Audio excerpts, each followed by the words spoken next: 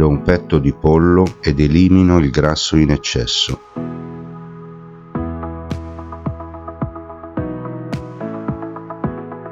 Lo taglio in grossi bocconi.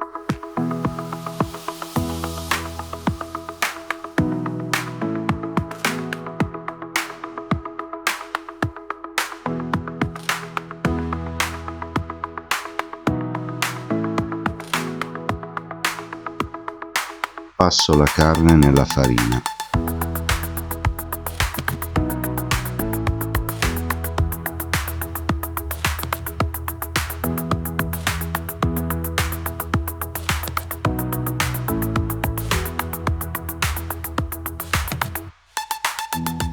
E la cuocio in un filo di olio di oliva.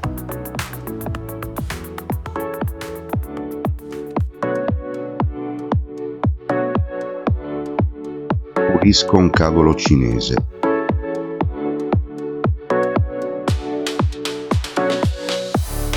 Separo i gambi dalle foglie.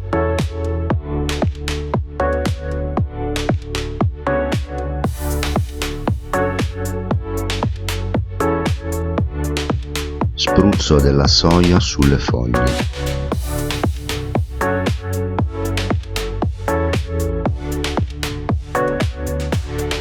E poi le passo nella farina. Friggo in olio bollente per 1 minuto.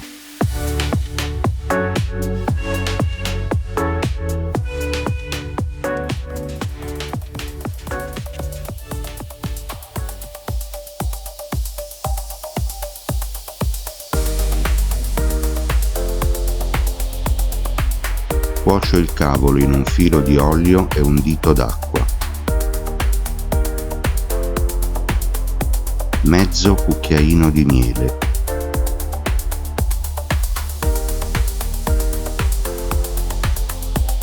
Un cucchiaino di salsa di soia.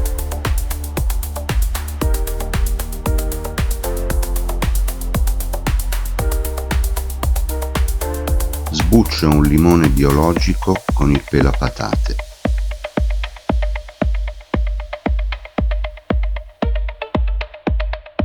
Spremo la prima metà sopra la carne.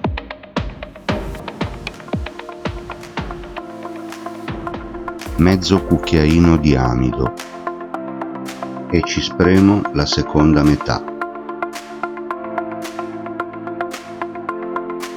Aggiungo acqua e sale e faccio sciogliere. Un cucchiaino di zucchero. Taglio le scorze in listelli. Li faccio lessare in acqua e zucchero per 1/4 d'ora. Li faccio lessare una seconda volta e poi li faccio candire in acqua e zucchero. Trito una rapa bianca